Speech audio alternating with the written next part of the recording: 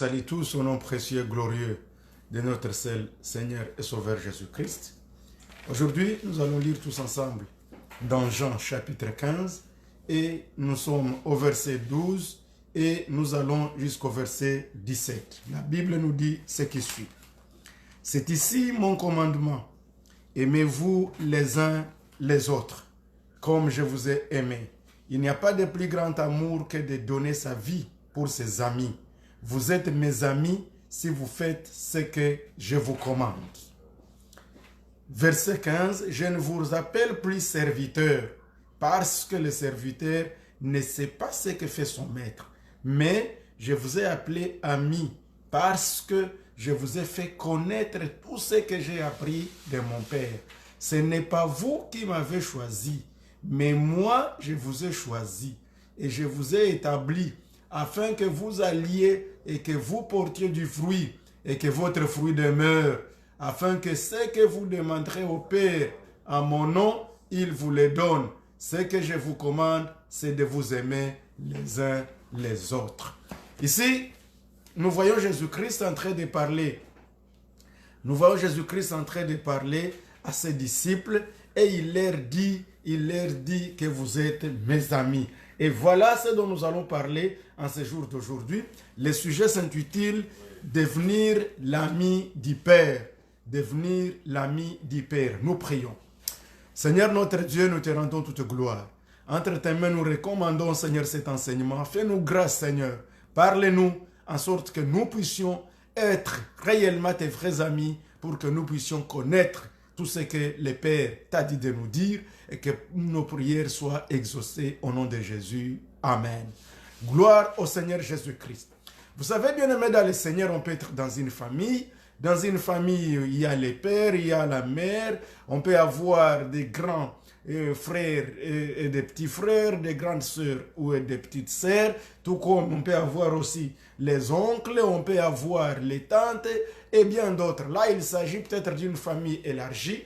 Mais si nous pouvons nous limiter à la famille restreinte, nous pouvons nous rendre compte que dans une famille, si l'on peut s'arrêter à voir les pères, la mère, les enfants, ce qui sera de très très important, c'est de pouvoir travailler la relation jusqu'à devenir des amis. Parce qu'au fait, quand vous êtes dans votre famille, vous êtes avec votre père, vous êtes avec votre mère, c'est vrai, c'est votre père, c'est votre mère, il vous donne tout ce que vous lui demandez, tout ce que vous avez besoin, mais vous allez vous rendre compte que lorsqu'on développe une relation d'amitié en famille, cette relation-là d'amitié, elle devient plus profonde, elle devient plus bénéfique. C'est là que vous allez trouver qu'on peut trouver même des enfants qui sont des amis et vous direz, ah, si vous voyez tel, il est toujours ami à tel. Tel est toujours ami à tel. Et pourtant, ce sont des enfants des mêmes pères, les enfants des mêmes mères. Et même certains enfants se diront, non, non, j'ai l'impression que papa, il aime tel, maman, il aime tel plus que moi. Donc, on se rend compte qu'en famille, il existe, en dehors du fait qu'on est dans une même famille, il existe des relations plus profondes d'amitié. Et j'ai été même surpris quand nous lisons cette parole et quand j'ai découvert que Jésus-Christ voudrait nous amener à ce niveau de devenir amis. Et si on peut revenir ensemble, Jésus dit ce qui suit, c'est ici mon commandement. Aimez-vous les uns les autres, comme je vous ai aimé. Comme je vous ai aimé. Donc Jésus vient parler du commandement.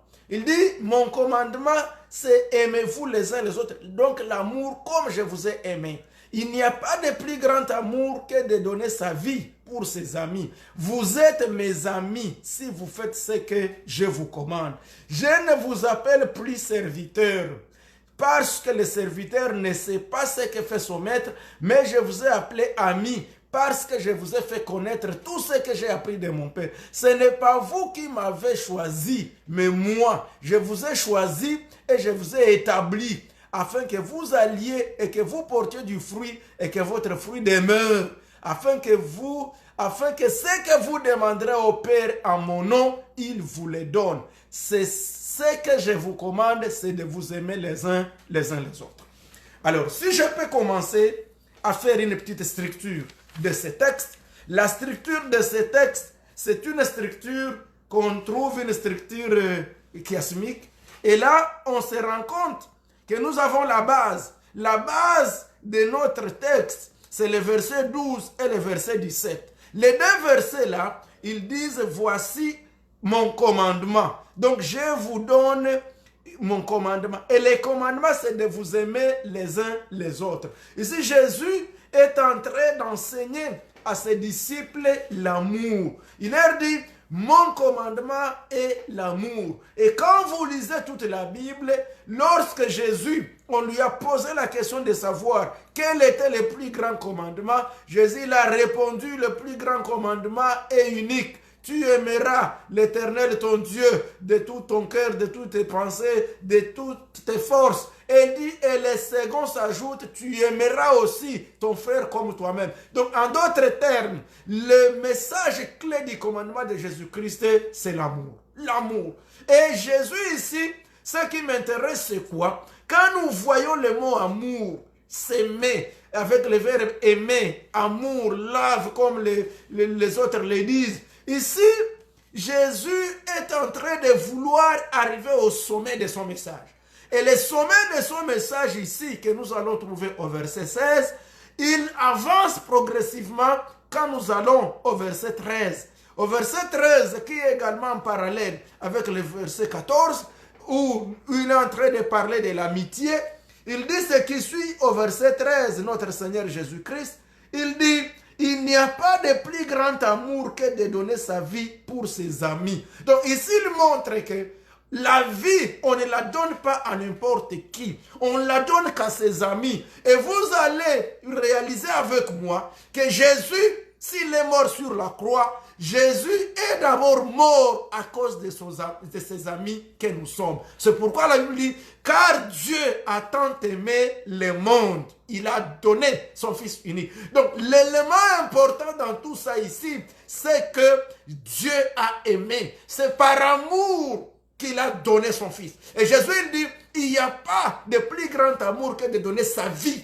pour ses amis. Donc on ne donne pas sa vie pour n'importe quand, pour n'importe qui. Il ne dit pas que de donner sa vie pour son père, que de donner sa vie pour son frère, que de donner sa vie pour son enfant. Il dit ses amis. Mais la question pourquoi Jésus s'intéresse plus aux amis qu'aux frères, et vous allez vous rappeler que même un jour, pendant qu'il était en train de faire son ministère, il y a son frère, il y a ses frères de la chair, il y a aussi sa mère qui sont venus, et les gens lui ont dit, mais tu sais que ta mère, Marie, et avec tes frères sont dehors en train de te chercher. Et Jésus a dit, mais qui est mon frère et qui est ma mère?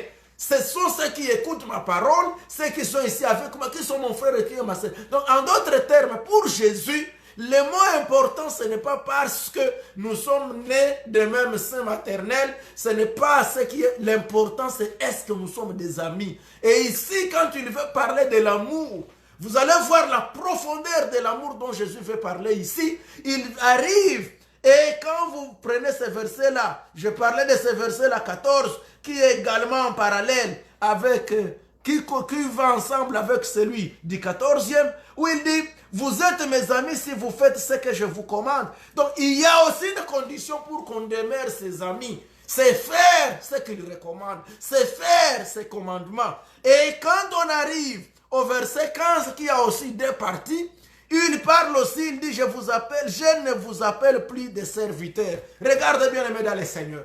Il introduit le mot serviteur.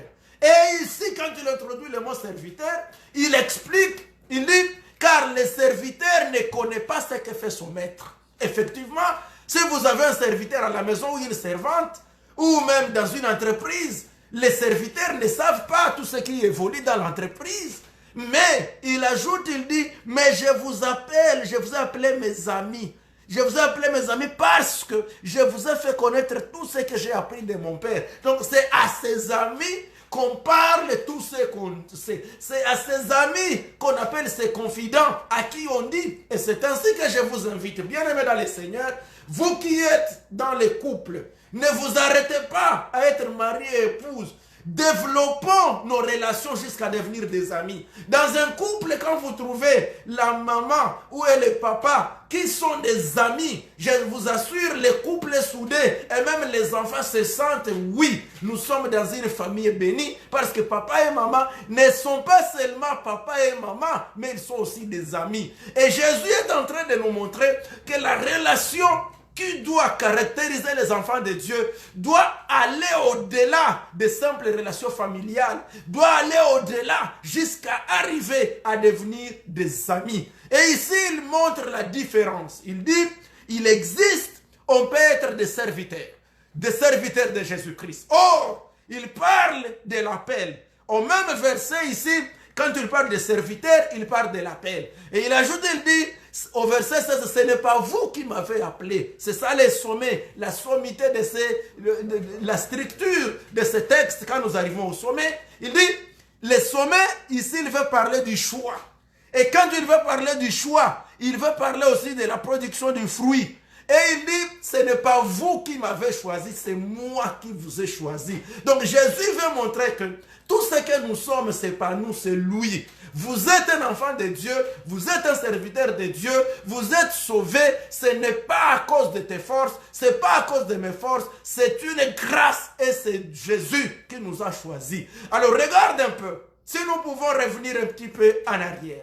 Jésus, il parle du choix. Donc la première chose, il vient, il appelle. C'est comme ça qu'il est allé. Il a appelé les premiers disciples, il a appelé André, il a appelé les autres. Et André sont partis, ils ont appelé les Pierre et les autres. Et chacun, quand vous lisez dans Jean chapitre 1er, vous allez voir comment ils sont partis. Ils ont même appelé Nathanaël et autres. Et même quand Nathanaël, on lui a dit que voici en toi j'ai trouvé un juif où il n'y a rien. Où il n'y a rien de corruption à lui, un juif, et il s'est dit, mais comment tu m'as su? Il dit, mais avant que Philippe ne t'appelle, moi je t'avais vu quand tu étais sous l'arbre. Donc ici il montre que c'est lui qui appelle. Et quand Jésus appelle, alléluia, ce qui est important dans son appel, c'est quoi? C'est lui qui vous appelle, c'est pourquoi. Même quand vous prêchez l'évangile à quelqu'un et qu'il ait reçu Jésus, même quand vous formez des serviteurs et qu'ils deviennent aussi des hommes de Dieu, mettez à l'esprit que là il n'y a rien de ta part. Tout ne vient que de Dieu, car c'est Dieu qui appelle, c'est le Saint-Esprit lui-même qui scelle du sceau du salut. Donc c'est Jésus lui-même qui nous a appelés. Alors quand il appelle, regarde-moi, il nous appelle et quand nous acceptons l'appel, nous devenons ses serviteurs. Et quand on est au niveau, à l'étape des serviteurs, je veux que vous me compreniez très bien. La première étape, c'est l'étape d'appel.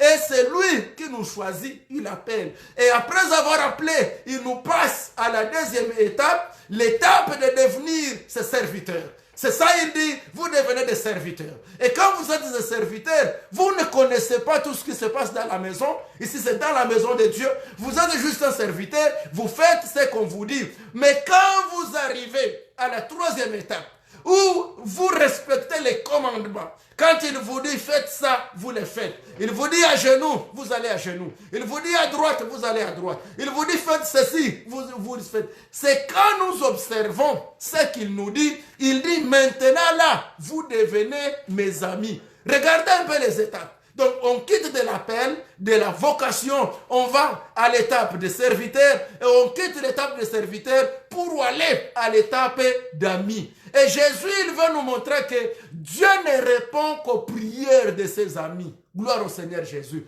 Et là, ça m'étonne d'autant plus que ici la Bible nous dit, c'est alors que quand vous avez été choisi, il dit, vous allez porter maintenant le fruit. Donc là, vous portez le fruit. Et quand nous lisons le fruit, vous pouvez facilement trouver dans Galates 5, verset 22, vous avez le fruit de l'esprit, vous avez l'amour, vous avez la bonté, vous avez la patience, vous avez tous ces fruits-là de l'esprit. Et quand vous avez le fruit de l'esprit, il ajoute, il dit, il ne faut pas seulement porter du fruit, mais il faut que le fruit aussi demeure. Alléluia. Donc la patience doit demeurer, l'amour doit demeurer, la bonté doit demeurer, la gentillesse doit demeurer, la tempérance doit demeurer, la bonté doit demeurer. Les fruits que nous produisons, ça doit demeurer. Alors quand les fruits que nous produisons demeurent, gloire au Seigneur Jésus, c'est alors qu'il dit que nous prierons, nous demanderons au Père à son nom. Alléluia. Donc c'est au nom de Jésus que nous ferons la prière et il va l'exaucer. Pourquoi? Parce que nous sommes devenus ses amis. Ça c'est très important parce qu'il ajoute, il dit, vous êtes maintenant mes amis si vous faites ce que je vous commande. Donc nous devenons ses amis et c'est pourquoi lui-même dit, je ne vous appelle plus des serviteurs. Je ne vous appelle plus des serviteurs parce que les serviteurs ne connaissent pas tout ce que fait son maître.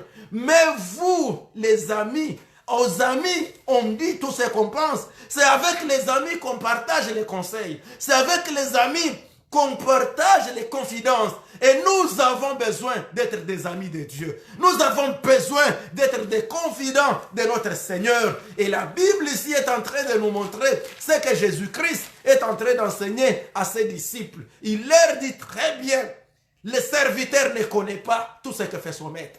Mais l'ami intime, il connaît ce que fait son maître. Et il dit, je ne vous appelle plus. Oh, alléluia. J'espère que vous n'entendez pas un autre bruit qui vous dérangerait, mais que Dieu vous bénisse quand vous êtes en train de suivre la parole de Dieu. Alors, il ajoute, il dit ce qui suit, il dit, vous devenez mes amis quand vous faites ce que je vous dis. Et quand nous lisons la Bible, nous allons découvrir dans Jacques, chapitre 2, verset 23. Ici, la Bible dit, et l'écriture s'est accomplie quand il dit, Abraham crie en Dieu. Et cela lui fit compter à justice. En Genèse 15, verset 6, et il a été appelé. Alléluia. Je m'excuse pour la voix que vous entendez qui vous dérange un tout petit peu, mais ça va bien évoluer. Alors, en bref, ici, il dit, c'est moi qui vous ai appelé. C'est moi qui vous ai appelé. Et dans 2 Chroniques 20, verset 7, la Bible dit qu'Abraham est devenu l'ami de Dieu. Mais pourquoi Abraham est devenu ami de Dieu? Effectivement, il est devenu ami de Dieu parce qu'il a crié en Dieu. Donc, pour que nous soyons des amis de Dieu, nous devons lui faire confiance et croire en Dieu, faire confiance en Dieu. Ceci va nous amener, bien aimés dans le Seigneur, à comprendre que nous devons croire en Dieu au-delà même de l'ordinaire, au-delà de ce qui est croyable. Et la Bible dit qu'Abraham crut en Dieu. Donc même quand il ne pouvait plus croire, donc quand les choses ne marchaient même plus, parce que la Bible dit qu'il était avancé en âge, son épouse aussi avait déjà dépassé l'âge de pouvoir concevoir, mais Abraham a crié en Dieu et Dieu le lui imputa à justice et il fut appelé ami de Dieu. Vous allez vous rendre compte également, quand la Bible nous parle de la femme cananéenne, cette femme-là qui venait demander la guérison de son fils à Jésus-Christ, cette femme arrive et dit au Seigneur, j'ai besoin que tu guérisses mon enfant. Et Jésus lui dit, mais femme, la nourriture des enfants, on ne donne pas aux petits chiens. Mais cette femme répondit à Jésus, Seigneur, même les petits chiens, ils mangent ce qui tombe sur les tables de leur maître. Et Jésus dit, même en Israël, je n'ai jamais vu une si grande foi comme celle-ci. Et dit, femme, va-t'en que ton enfant soit guéri. Son enfant était guéri parce qu'elle a eu une foi au-delà de l'incroyable. Donc nous également, nous devons faire confiance en Dieu. Nous devons avoir foi en Dieu. Nous devons être conscients que Dieu est capable de faire au-delà de ce même à quoi on peut s'imaginer. C'est là qu'on devient ses amis. Donc quand il dit la chose, nous devenons de vrais soldats de l'armée céleste.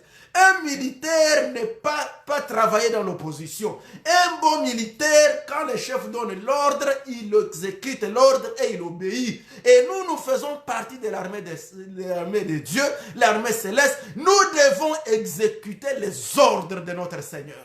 Quand le Seigneur dit, faites ceci, nous faisons. Quand il dit, va à gauche, on y va. Va à droite, on y va. Tout droit, on y va. Sans se poser des questions. Quand Dieu parle, nous devons obéir. C'est là que nous devenons ses amis. Et c'est quand nous sommes ses amis que nous prions et qu'il écoute. Jacques, chapitre 4, verset 4, la Bible nous dit que quiconque veut être l'ami de Dieu, il doit éviter d'être l'ami du monde. Donc il existe aussi ceux qui sont des amis du monde. Et vous allez voir un autre exemple, pas seulement Abraham qui était un ami de Dieu, et cette amitié-là, Abraham avec Dieu, c'était une amitié qui a produit des fruits.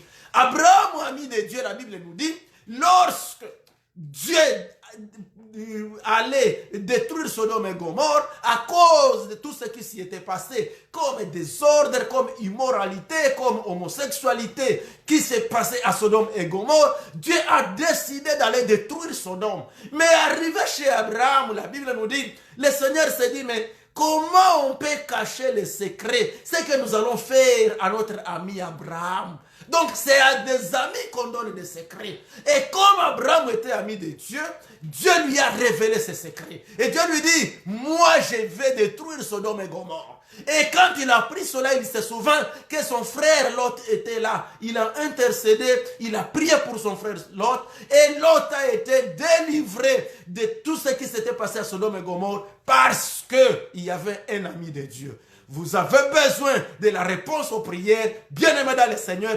cultivons l'amitié de Dieu.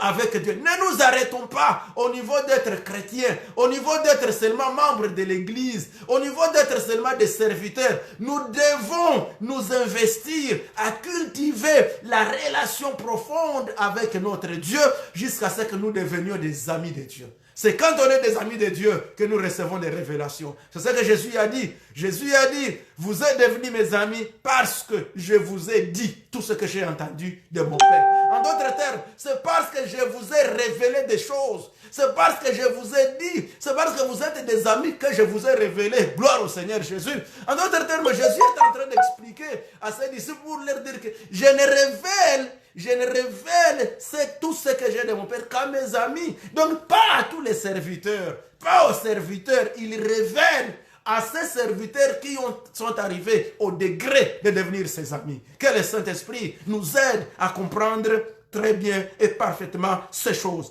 Alors, nous voyons également Jonathan qui était ami à David. L'amitié de Jonathan et de David a fait en sorte que Jonathan a protégé David de tous les pièges que Saoul tendait. Toutes les fois quand Saoul voulait tuer David, c'est son fils Jonathan qui était parti révéler les secrets à David et lui dire, tu sais, quitte cet endroit, cache-toi, ne viens pas à la fête parce que mon père veut te tuer. Il a sauvé la vie, il l'a protégé parce qu'ils étaient des amis. Bien-aimés dans le Seigneur, quand nous sommes des amis, et je souhaite que l'Église, en tant que membre d'Église, je souhaite que nous quittions ce degré, cette étape, ce step d'être juste des membres d'Église, d'être juste pasteur avec ces chrétiens. Nous devons arriver à devenir des vrais amis. C'est quand on est de vrais amis qu'on se supporte. C'est quand on est de vrais amis compris les uns pour les autres en profondeur de cœur. C'est quand on est de vrais amis qu'on se soutient. C'est quand on est de vrais amis que la douleur de l'un devient la douleur de l'autre. Que ta souffrance deviendra ma souffrance. Que Dieu nous aide. Bien-aimés dans les Seigneurs. Nous devons arriver à ce point. Nous devenons pas seulement des membres d'église, pas seulement des membres de la même famille, pas seulement mari et épouse, pas seulement papa, maman, pas seulement enfants et les parents. Nous devons souder la relation et cultiver la relation d'amitié. C'est quand on devient des amis en famille que la famille devient solide. C'est quand on devient des amis que rien ne peut plus venir s'infiltrer parce que chacun a confiance à l'autre. Parce que chacun peut dire à l'autre ce qu'il pense. Et l'œuvre de Dieu a besoin de serviteurs qui s'aiment. Gloire au Seigneur Jésus-Christ. Même si vous êtes le pasteur titulaire, vous avez des adjoints, vous avez des anciens de l'église, vous avez des diacres, vous avez des choristes, vous avez des musiciens. Si nous voulons que notre église soit forte, nous devons développer l'amitié. Alléluia. Donc, au-delà du fait tous d'être chrétiens, au-delà du fait tous d'être membres d'une même église, nous devons cultiver cette relation profonde d'amitié. C'est pourquoi Jésus s'y intéresse. Parce que Jésus, il ne s'arrête pas à dire, vous êtes des serviteurs. Il dit d'ailleurs, je ne vous appelle plus des serviteurs. Et quand vous vous rendez compte, depuis qu'il a commencé à prêcher, depuis qu'il a commencé, depuis qu'il était baptisé, depuis qu'il a appelé des gens, il appelait, il ne les appelait pas amis. Mais ici, maintenant, comme il se prépare à retourner auprès du Père, il se rend compte qu'on a déjà cultivé de bonnes relations. Et ce qui est curieux, c'est que l'amitié s'est construite.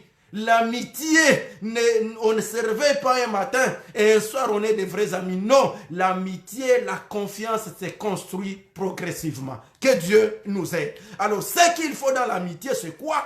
Il faut la protection. Jonathan a protégé David. Et la conséquence de la bonne protection, c'est la reconnaissance. Dans l'amitié, il faut être reconnaissant. Il faut comprendre, je suis reconnaissant. Ce que tu fais pour moi, tu es aussi reconnaissant ce que je fais pour moi. Alors, ces degrés-là de reconnaissance mutuelle, ça renforce davantage l'amitié. Dans l'œuvre de Dieu, dans les affaires, dans la famille, dans tout ce que nous faisons, dans les entreprises, cette amitié-là, même quand vous faites une entreprise avec quelqu'un d'autre, soyez des amis. Parce que si vous restez seulement des partenaires dans l'entreprise, un jour, ça va casser, ça va clocher.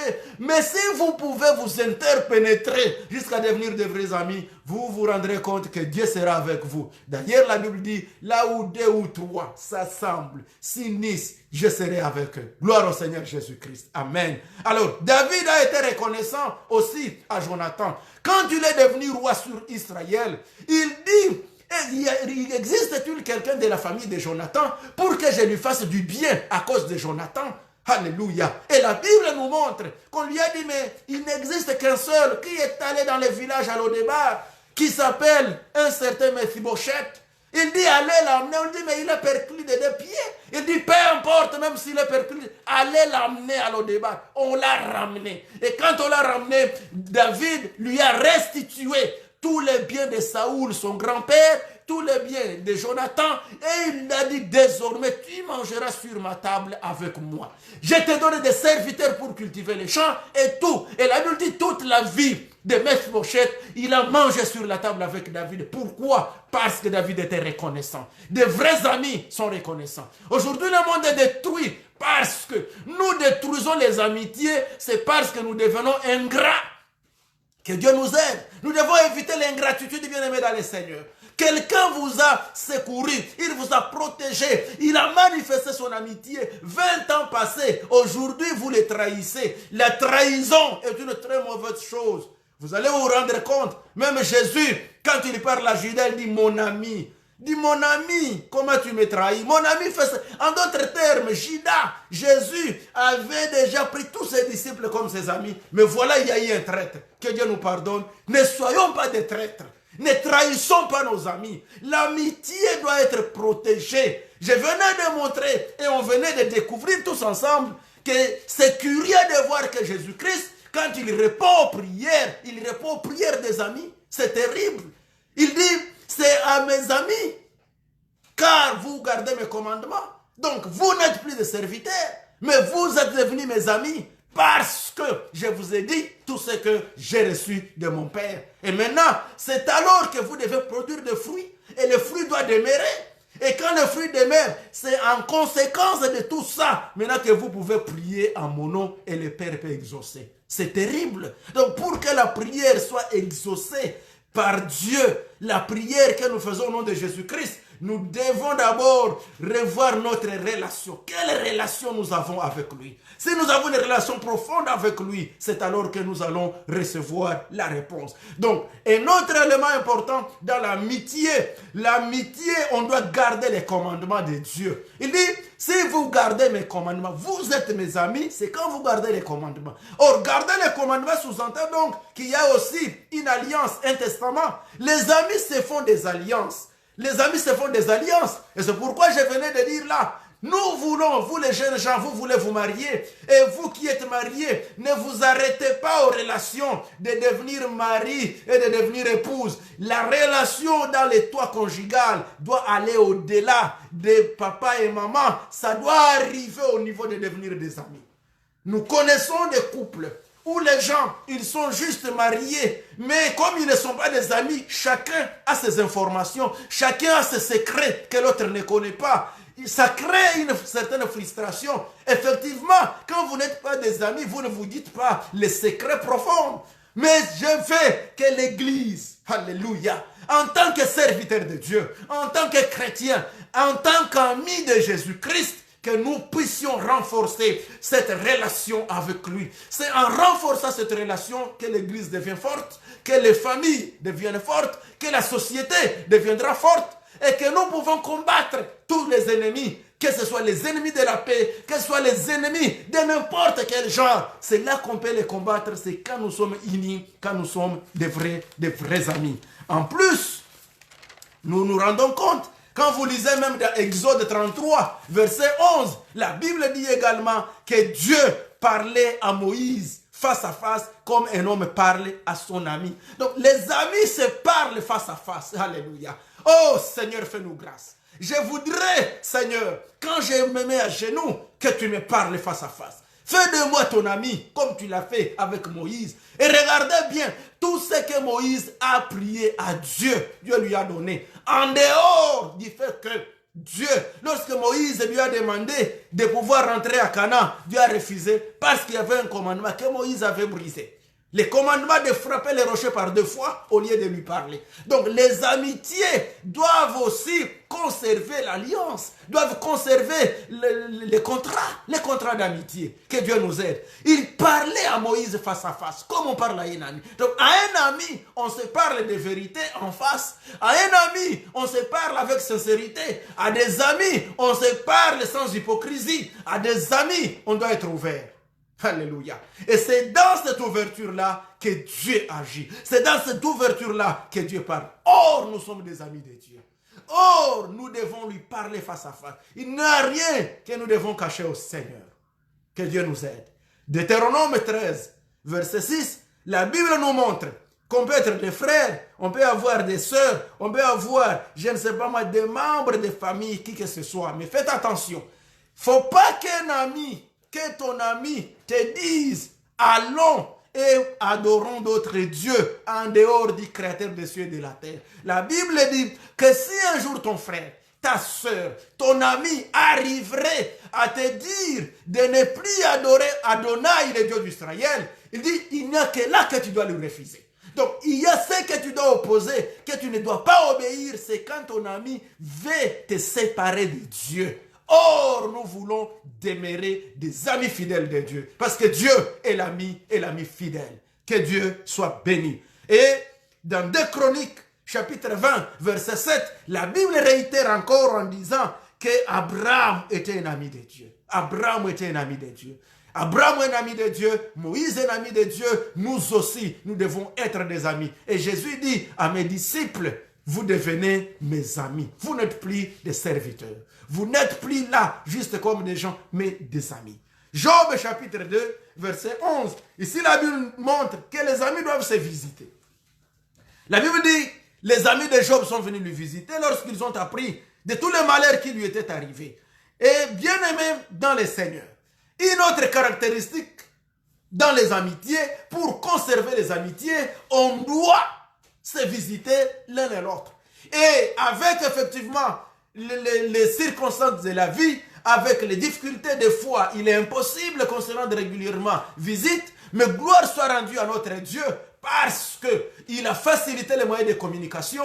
Aujourd'hui, on peut quand même s'appeler au téléphone, vous pouvez communiquer avec Internet, vous pouvez envoyer des messages. L'amitié, elle se cultive. Si vous ne voulez pas continuer à réchauffer l'amitié, ça va se refroidir. Et quand l'amitié se refroidit, vous aurez des difficultés même de pouvoir parler et présenter votre requête à quelqu'un parce que vous n'avez plus de relation chaude avec la personne. Et nous-mêmes également, notre relation avec Dieu, cette amitié, nous devons la réchauffer du jour au jour. Et comment nous réchauffons notre amitié avec Dieu? C'est dans la prière, dans la présence. Nous sommes avec lui tout le temps. Nous lui parlons. C'est ça la visite. On est avec lui. Nous lui parlons. Nous lui faisons connaître nos pensées. Lui aussi, il nous fait connaître ce qu'il veut que nous fassions. Nous lisons la parole de Dieu. Nous prions. Nous faisons la communion. Et là, nous allons nous sentir forts parce que nous sommes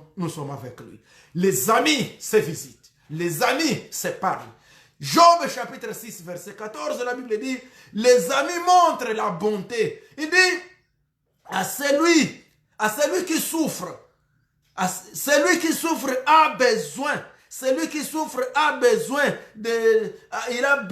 de la compassion de ses amis. Même quand il abandonnerait la crainte du Tout-Puissant. Imagine-toi. Job chapitre 6 verset 14 dit, celui qui souffre a besoin de la compassion de son ami, même quand tu l'abandonnerais la crainte du Tout-Puissant. J'ai jamais vu ça, imagine-toi. Donc quand on est des amis, on doit être à mesure de se donner la compassion. On doit aimer. Donc même quand ton ami a abandonné la crainte du Tout-Puissant, tu dois t'approcher de lui pour les ramener, pour lui parler avec amour. Effectivement, ce ne sont que des amis qui peuvent ramener celui qui est allé dans la perdition. Alléluia. Que Dieu nous aide. Et Job 16, 20 dit que nous devons éviter de nous moquer de nos amis. On ne se moque pas de ses amis. Donc, les amis se parlent franchement. Les amis se parlent en amour. Les amis s'aiment.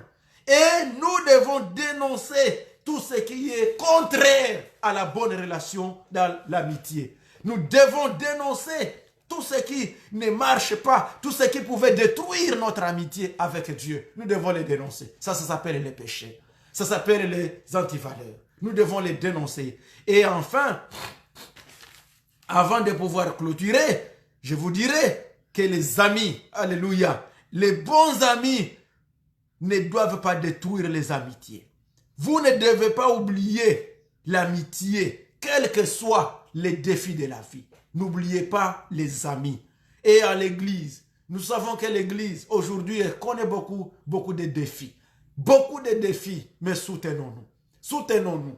Il y a des serviteurs qui détruisent même l'église. Il y a des serviteurs qui détruisent les amitiés dans les églises. Il y a des relations louches. Et nous devons prier le Seigneur afin de pouvoir nous aider. En plus, dans l'amitié, on a besoin d'avoir pitié. La pitié est très importante. Et c'est comme ça que Job est en train d'écrire. Il dit, aie pitié de moi. Aie pitié de moi, mes amis. Aie pitié de moi, mes amis. Même si la main de Dieu m'a touché, ayez pitié de moi. Ayez pitié de moi, mes amis. Et nous aussi, nous prions, Seigneur, aie pitié de nous. Même si nous sommes devant les défis de ce monde, Seigneur, aie pitié de nous.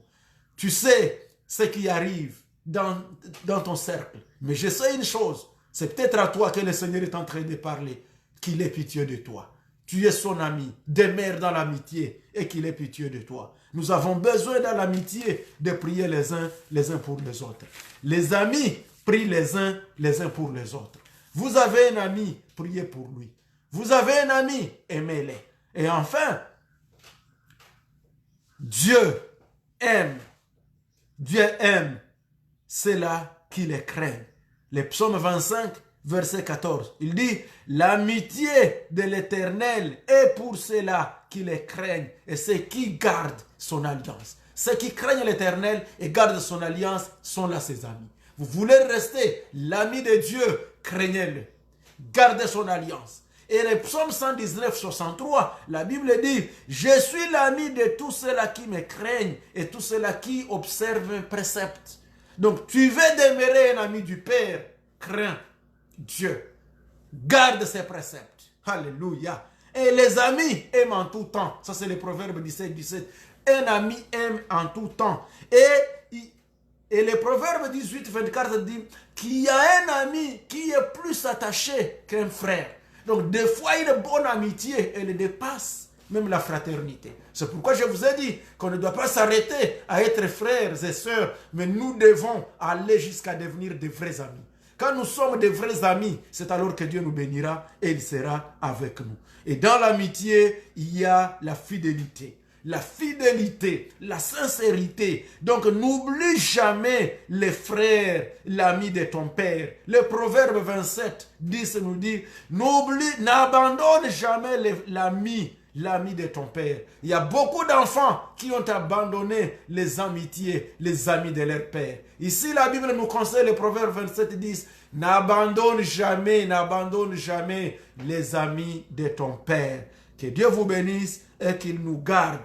Parce que la Bible dit que les fers attirent les fers et les amitiés aussi s'attirent. C'est ça, les Proverbes 27, 17. Et les amis mangent ensemble, les amis marchent ensemble, les amis s'aiment. Ça, c'est Cantique de Cantique 5, verset 1, chapitre 5, verset 1c. Que Dieu vous bénisse. Au nom de Jésus-Christ, mes amis, nous prions et que Dieu cultive davantage cette amitié à nous pour que le Saint-Esprit nous scelle à devenir de vrais amis. C'est alors que nous prions et il reçoit et répond à nos prières. Saint-Esprit, nous disons merci à toi. Nous te rendons toute gloire car tu es merveilleux. Merci, notre cher ami. Toi l'ami fidèle, toi qui ne nous abandonnes jamais. Toi le seul ami qui nous connaît mais qui compte. Un seul ami, c'est toi Jésus. Oh mon ami fidèle, je te bénis. Toi qui ne nous abandonnes jamais. Je prie pour tous ceux qui suivent cet enseignement et ceux qui les suivront de loin ou de près. Seigneur, fais-nous la grâce de découvrir l'avantage de demeurer dans ton amitié. Merci au nom de Jésus. Amen. Que Dieu vous bénisse mes amis.